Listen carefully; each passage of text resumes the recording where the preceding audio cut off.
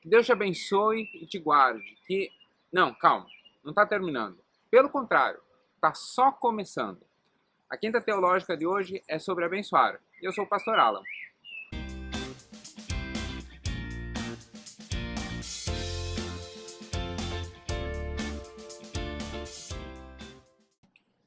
Toda quinta, aqui no canal da Igreja Batista de Bom Retiro, você tem a quinta teológica, sempre com algum estudo das Escrituras. Às vezes sobre algum tema de teologia, às vezes sobre um determinado trecho das Escrituras, às vezes sobre um postulado teológico. Mas sempre na ideia de ser algo prático, algo que você possa usar na sua vida diária para aumentar a sua comunhão com Deus, para aumentar o seu conhecimento das Escrituras e principalmente para ajudar você na caminhada diária. Por isso, se você tem alguma sugestão, se você tem alguma dúvida, pode entrar em contato, que na medida do possível nós vamos te atendendo. Do mesmo modo, eu peço, se você ainda não é inscrito aqui no canal, que você se inscreva, dê um joinha, um like nessa mensagem. E se você acha que esse estudo é interessante para você enviar para algum amigo, para alguém da sua família, também faça isso, porque isso nos ajuda bastante. Nós estamos aqui para te abençoar e eu sou o pastor Alan, estou à sua disposição.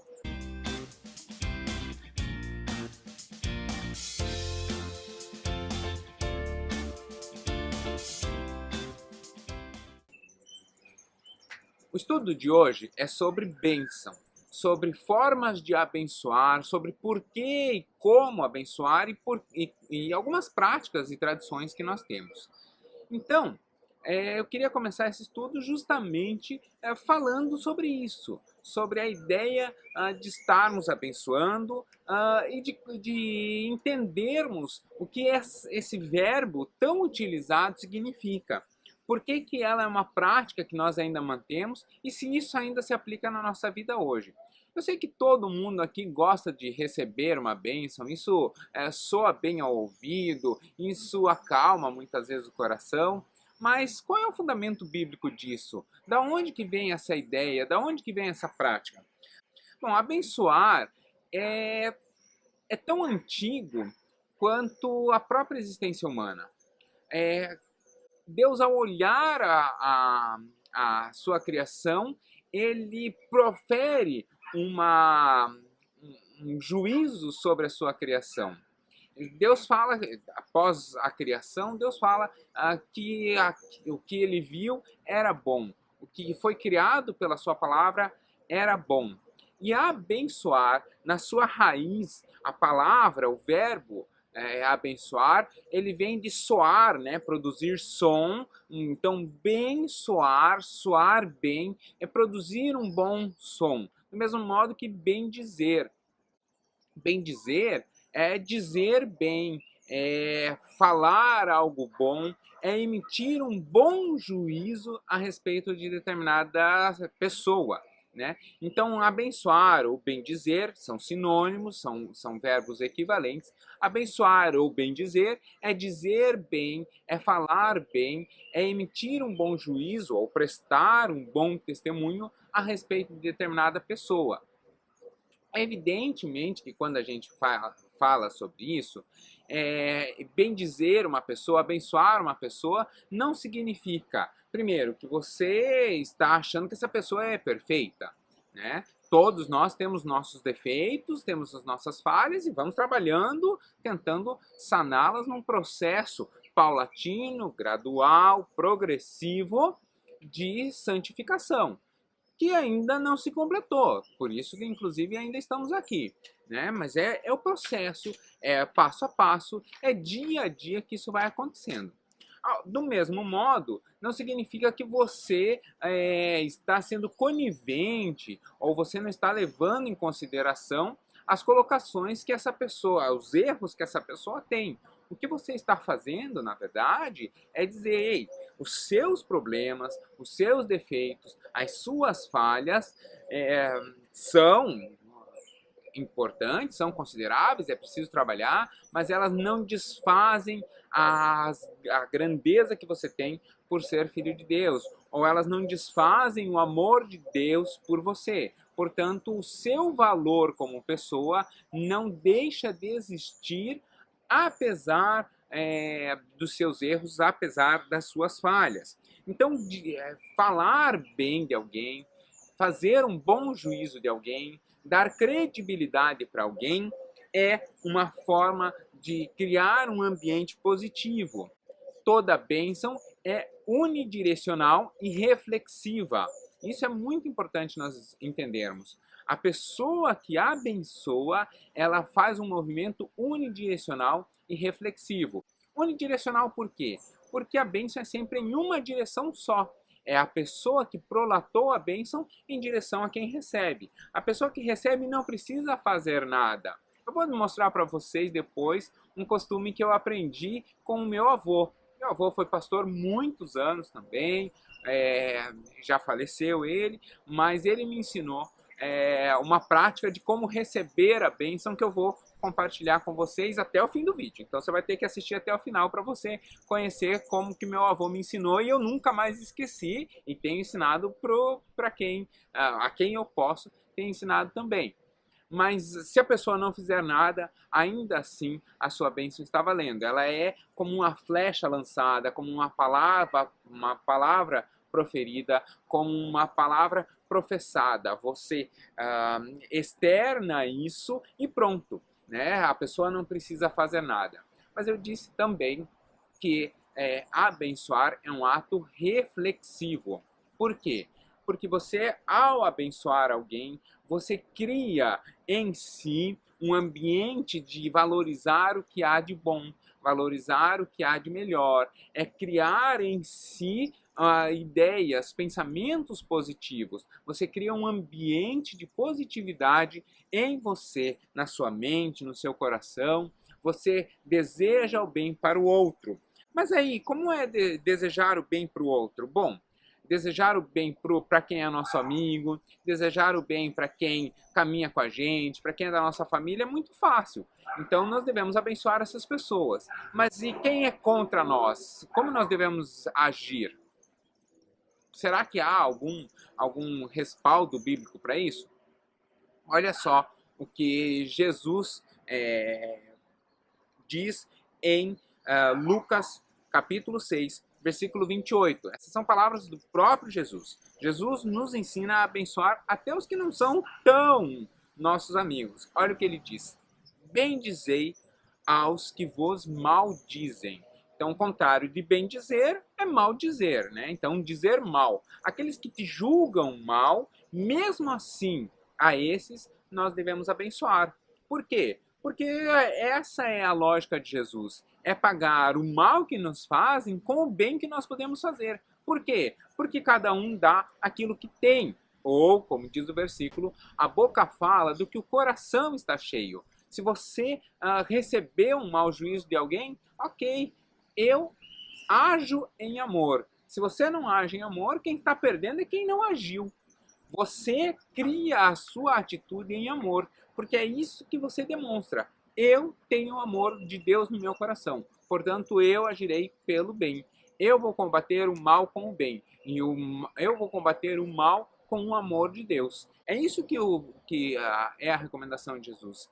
Bem dizer aos que maldizem é vencer o mal através do bem, é não usar as mesmas armas, é usar armas celestiais, é usar a ferramenta de Deus. Se Deus é amor, nós agimos para com o outro em amor.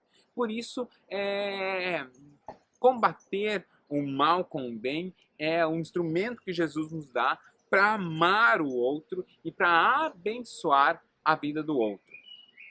E aí, quem é esse outro? Quem nós devemos abençoar?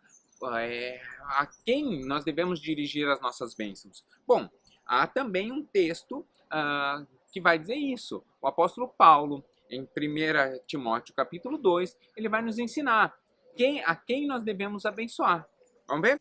1 Timóteo capítulo 2 vai dizer que nós devemos, antes de tudo, recomendo que se façam súplicas, orações, intercessões e ações de graça por todos os homens. Vou repetir. Recomendo que se façam súplicas, orações, intercessões e ações de graça por todos os homens. E aí ele vai dilapidar, ele vai externar também quem são homens especiais aqui, pelos reis e por todos que exercem alguma autoridade, para que tenhamos vida tranquila e pacífica, com toda piedade e dignidade. Então, Paulo está dizendo aqui, antes de falar da autoridade, porque a autoridade é representativa, a autoridade representa o determinado povo, antes de falar da autoridade, ele fala assim, por todas as pessoas. Por todas as pessoas, não é por todas as pessoas que você gosta, não é por todas as pessoas que te querem bem, mas é realmente por todos mesmo. Então, a ideia de Paulo é que todas as pessoas sejam abençoadas. E aí eu queria, antes de continuar, chamar a atenção para um detalhe. Abençoar, pelas referências bíblicas, nós abençoamos apenas pessoas. Nós, por exemplo, se você tem o seu costume, na minha casa nós temos o costume de, antes de comer, antes de qualquer refeição, nós nos reunimos à mesa e oramos. Né? Aquela não é uma oração de bênção para o alimento, aquela é uma oração de consagração pelo alimento.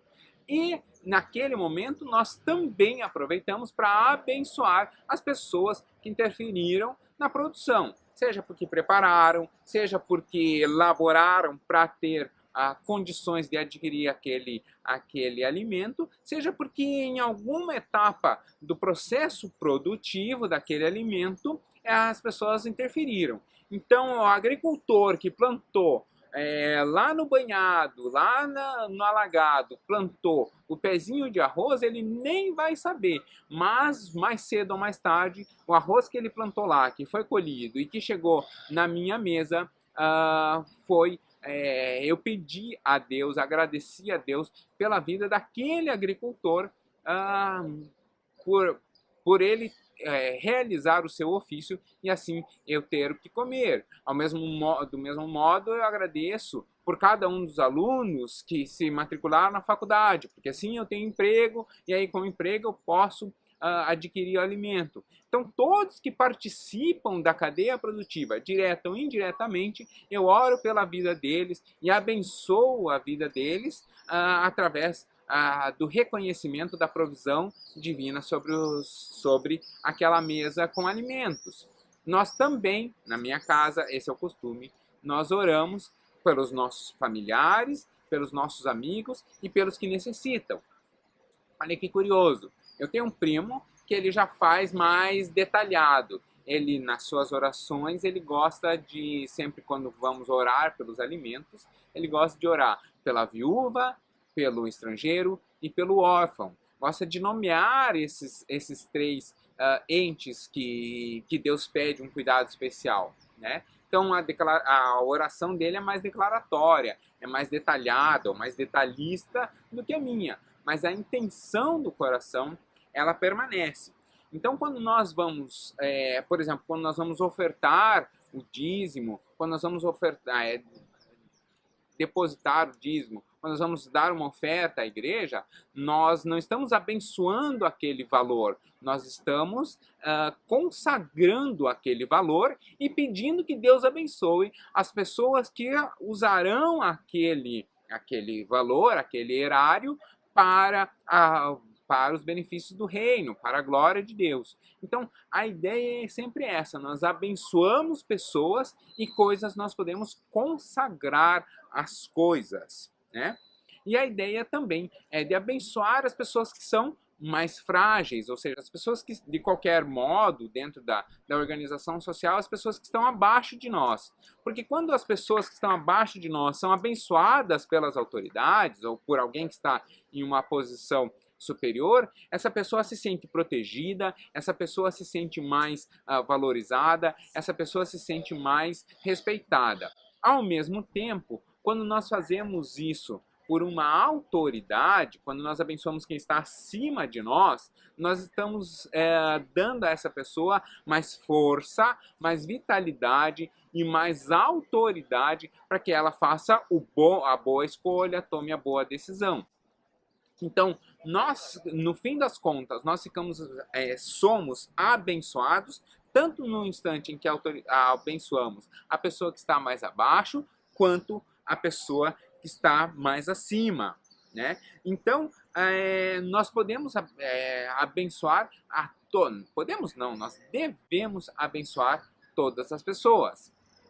Do mesmo modo, Lucas 11:11 vai ter uma pergunta que Jesus faz, que provoca uma reflexão. Olha o que Lucas 11:11 diz.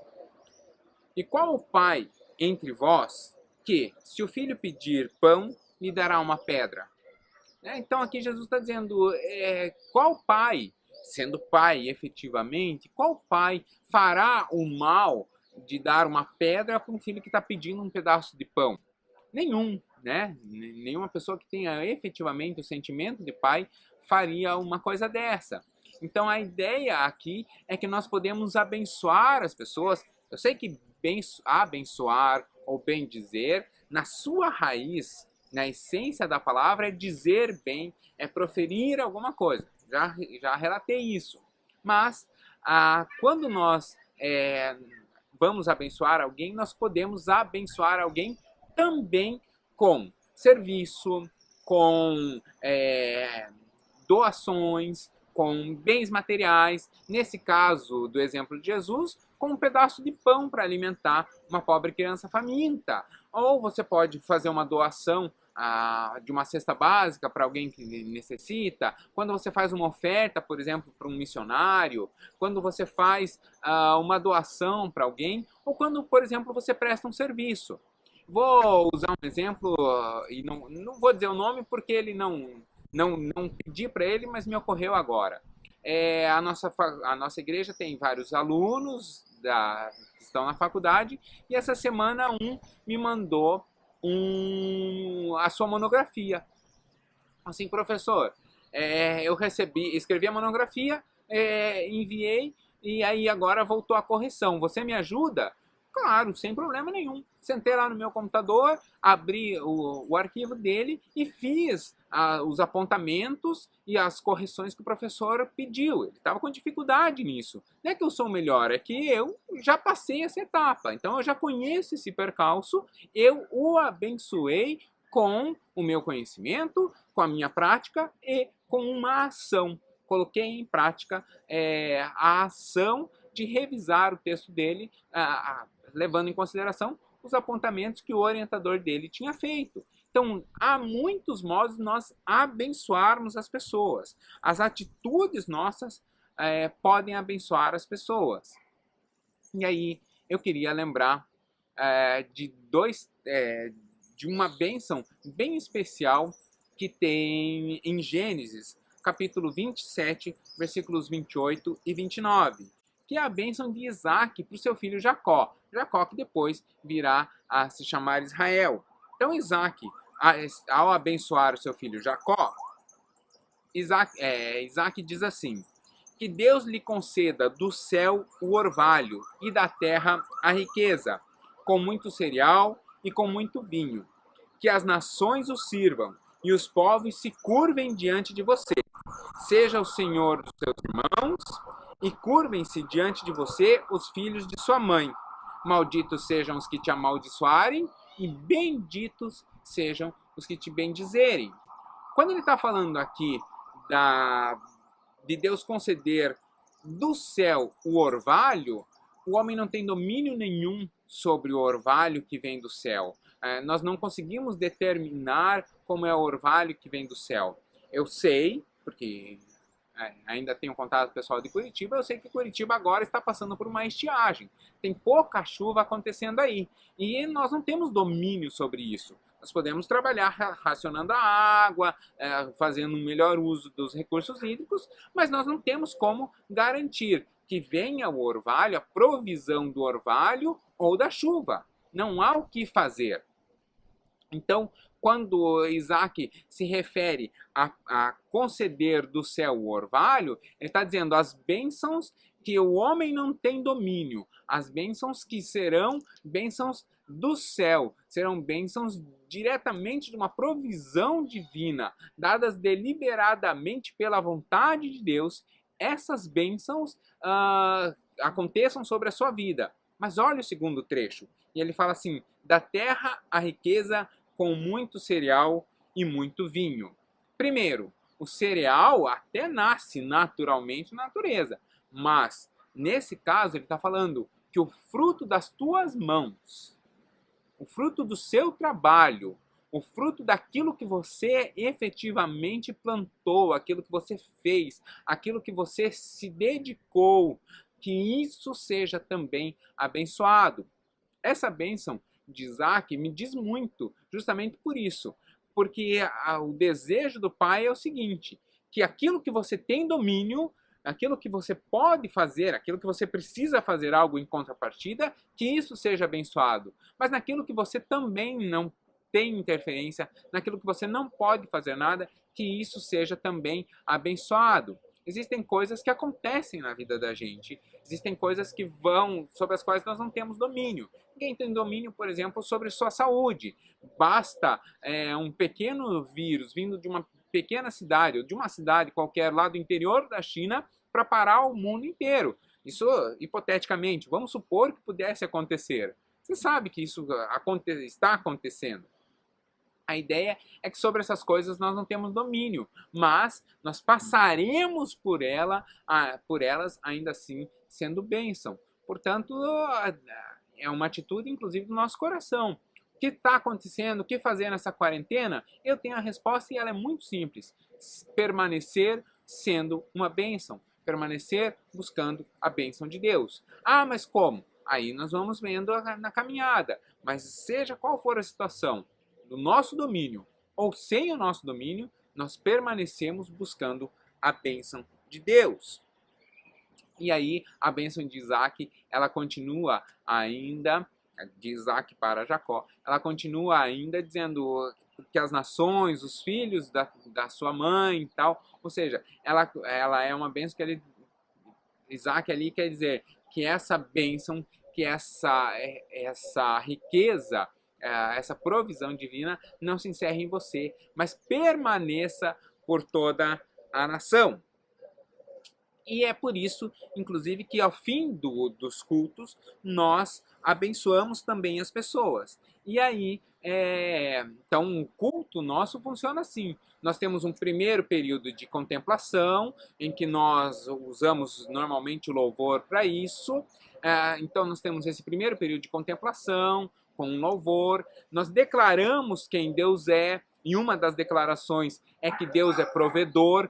Portanto, nós reconhecemos a provisão divina. É por isso que o momento dos dízimos e ofertas, ele acontece durante o período de louvor, porque essa é uma forma, todo louvor, a sua centralidade, a sua razão de existência, é na hora que nós declaramos quem Deus é para nós. Por isso, as nossas músicas, os nossos hinos devem sempre ter essa intenção, declarando quem Deus é na nossa vida. E aí nós declaramos, inclusive com nossos dízimos e as nossas ofertas, que Deus é o provedor.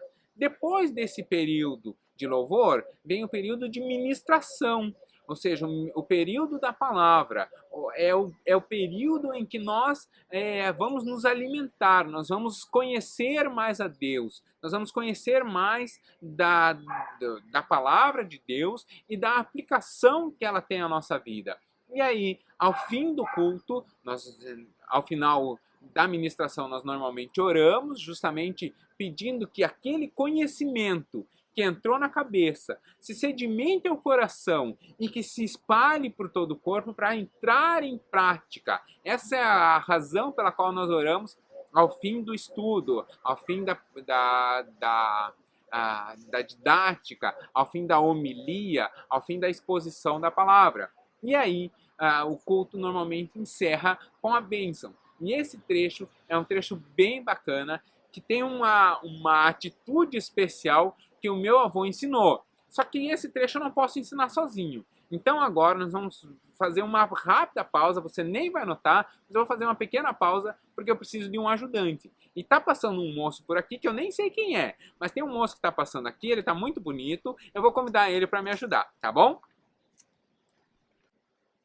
Então agora que eu já tenho um ajudante, eu queria contar para vocês por que nós fazemos, como fazemos ao fim do culto. Então, provavelmente você já sabe como é a bênção ao fim do culto, mas talvez você não saiba o porquê é assim. Eu queria te contar essa curiosidade hoje também. Então, ao final do culto, sempre a pessoa que vai dar a bênção, ela sempre levanta uma das mãos. Né?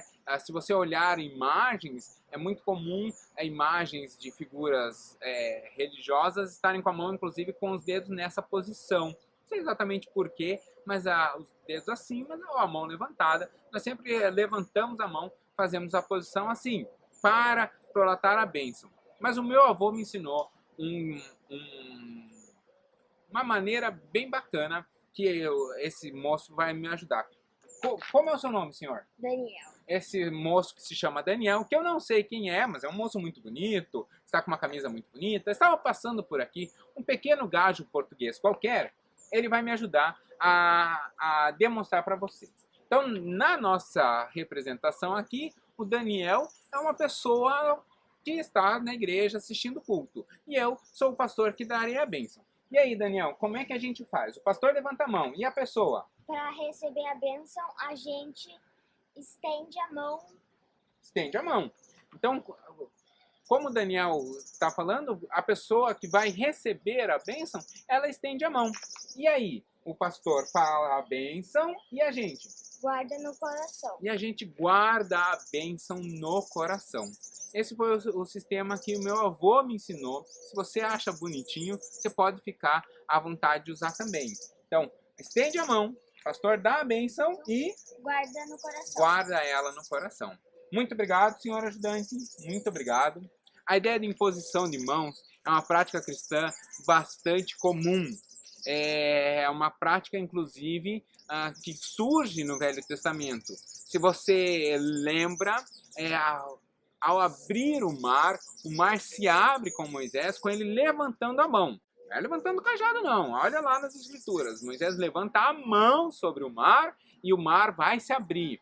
Ao mesmo modo, em Êxodo 17, capítulo 17, versículo 11, Moisés levanta a mão na luta contra os amalequitas e enquanto ele está com as mãos levantadas, o exército israelita está vencendo a batalha. O exército hebreu está vencendo a batalha. Na hora que ele baixa as mãos, porque cansa ficar a batalha toda com a mão levantada, o exército começa a perder. Aí o que acontece é que vem o pessoal segurar a mão dele levantada para ele ficar impondo as mãos.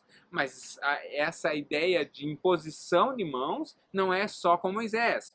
Marcos 16, 18, palavras do próprio Jesus, diz que imporão as mãos sobre os doentes e esses ficarão curados. Ou seja, aquilo que mexeu no seu coração na hora da palavra, que você entregou a Deus na hora da oração, e que machucou ali o seu coração, porque ser curado, ser tratado, dói, machuca.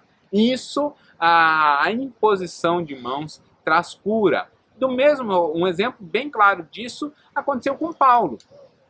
Paulo, no caminho de Damasco, tem um encontro com Jesus e aí os seus olhos ficam tampados, ele fica sem visão e diz que os seus olhos ficaram cobertos como por escamas, né?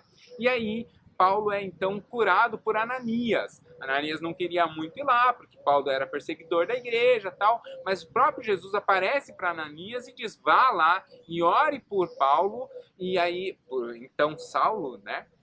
Vá lá e ore por Saulo de Tarso. Ananias vai, ora, e Paulo é curado, as escamas caíram dos seus olhos. Então a imposição de mãos ao final do culto tem essa função.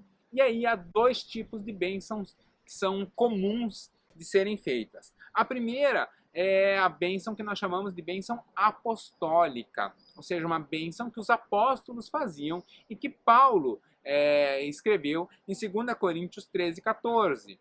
Paulo ensina, então, à igreja de Coríntios essa bênção que diz assim: a graça do Senhor Jesus, o amor de Deus e a comunhão do Espírito Santo sejam com todos vocês. Qual é a ideia? Às vezes a gente varia aqui um pouco. Primeiro a gente coloca o amor de Deus, depois a graça de Jesus. Às vezes a gente varia um pouco, trocando que aqui fala a comunhão do Espírito Santo. Às vezes a gente troca um pouco colocando as consolações do Espírito Santo. Porque a ideia é que ela seja plena, né? Já reconhecendo não só a Trindade, mas reconhecendo a obra de cada de cada uma das pessoas da Trindade. Ou seja, Deus, amor, ama o mundo de tal maneira que deu o seu Filho unigênito para todo aquele que nele crê não pereça, mas tenha vida eterna. Versículo super conhecido. Então, o amor de Deus, né, provoca uma ação. Jesus, vai conquistar a nossa identidade como filho através do seu sacrifício na cruz. Por isso, que recebemos de graça nos foi dado. Então, nós recebemos o amor de Deus através da graça de Jesus, mas Jesus disse que nós não ficaríamos sozinhos. Por isso, nós estamos em comunhão com Deus, por isso a comunhão do Espírito Santo, nós estamos conectados com Deus pela presença do Espírito Santo dentro de nós. Mas, ao mesmo tempo, naquelas dores, naquelas aflições, naqueles momentos de intempérie, naqueles momentos em que a nossa vida não está 100%, o Espírito Santo também traz a consolação. Por isso, às vezes, a gente troca ali, e dependendo da versão da Bíblia, ela vai dizer, ao invés de comunhão, às vezes ela vai dizer a consolação do Espírito Santo. Mas veja que tanto aqui a palavra comunhão, como a palavra consolação, as duas aqui, uma nesse contexto e nessa aplicação, as duas servem como sinônimos, né? Então, as duas equivalem à mesma obra. E tem uma outra maneira de abençoar. Então, essa bênção é a bênção apostólica, criada ou prolatada pelos apóstolos. Tem uma outra que foi criada pelos sacerdotes, né? Foi criada para que os sacerdotes abençoem, e aí é uma determinação do próprio Deus, que vai estar lá em Números, que é chamada também de bênção araônica. Tem inclusive lá no Instagram da igreja, tem um devocional, um storyzinho bem curtinho, que eu recito ela em hebraico. Então lá no canal do Teu Legal eu vou colocar também o vídeo recitando ela em hebraico e vou mostrar a tela como é que escreve ela em hebraico. Números 6, 22 até o versículo 27, ele vai dizer assim: o Senhor disse a Moisés, diga a Arão, sacerdote, diga a Arão e aos seus filhos, ou seja, diga ao sacerdote e aos próximos sacerdotes, ou seja, a linhagem sacerdotal deve sempre abençoar assim os israelitas. O Senhor te abençoe e te guarde. O Senhor faça resplandecer o seu rosto sobre ti e te conceda graça.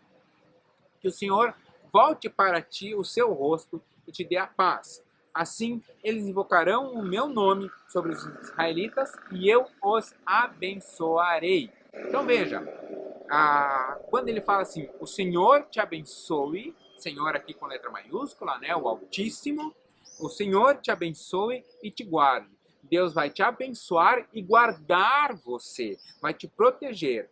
Que o Senhor faça resplandecer o seu rosto sobre ti. Resplandecer o rosto é trocar o nosso rosto pelo rosto de Deus. Ou seja, as pessoas que são abençoadas por Deus, aos outros olharem para elas, elas verão não o seu próprio rosto. Ou seja, ao olhar para mim, as pessoas não deveriam ver a mim, mas deveriam ver o rosto do próprio Deus, né? E isso traria graça, e te conceda graça, e isso traria graça. As pessoas, ao olhar para uma pessoa que é abençoada, elas receberiam graça, elas se encantariam, ficariam agraciadas, gratas, ficariam felizes de conviver com essa pessoa.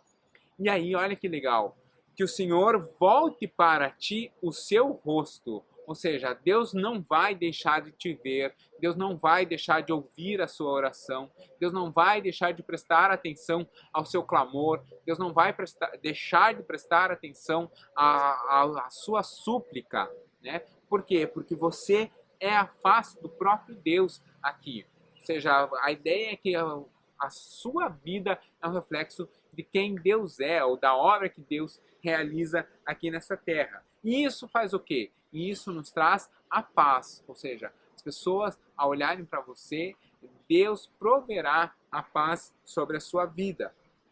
Então, a ideia é exatamente essa, de que nós somos tanto recebedores quanto um veículo de bênção no nosso meio, com as pessoas que nós convivemos. Eu espero, honestamente, que esse estudo de hoje seja o que ele se propõe a ser, seja abençoador para a sua vida. Eu espero, honestamente, que a sua vida seja mais abençoada agora e, principalmente, que você se torne um agente de bênçãos. É o que o versículo diz: "Se tu uma bênção, seja você uma bênção", que você seja um veículo para abençoar as pessoas. Eu tenho tentado ser na sua vida com esses estudos. Espero que você tenha o mesmo desejo. Porque assim, todos, direto ou indiretamente, ganhamos com isso. Vamos encerrar então orando? Senhor, eu queria colocar diante do Senhor a vida de cada uma das pessoas que nos assiste agora.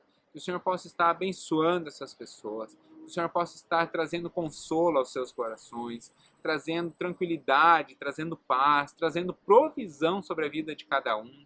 Nesse momento de adversidade, que o Senhor possa estar curando os corações, abrindo as portas do céu, mantendo os empregos, provendo novos empregos, provendo alimento mesmo sobre a mesa de cada um. Cuida da nossa família, abençoa a nossa saúde, cuida dos nossos queridos, cuida da nossa igreja, para que nós possamos permanecer sendo aquilo que nós nos propomos a ser, canais de bênção, veículos de bênção sobre a vida de cada um. Eu coloco a vida das pessoas que estão assistindo esse vídeo e das pessoas que receberam esse vídeo por recomendação de alguém, eu coloco a vida delas nas tuas mãos. Que elas realmente encontrem no Senhor consolo, graça e principalmente bênção. É o que eu te peço e desde já agradeço em nome de Jesus. Amém. Que Deus te abençoe, meu irmão, que Deus te abençoe, minha irmã, e que você encontre aqui nos nossos estudos, no canal da igreja e principalmente no seu relacionamento com a igreja, ricas bênçãos. Porque ao ser abençoado, nós nos achegamos mais a Deus. Que o seu desejo, que o seu coração não se limite ao que Deus pode prover, mas que isso naturalmente flua para te aproximar ainda mais, não do que Deus faz, mas de quem Deus é.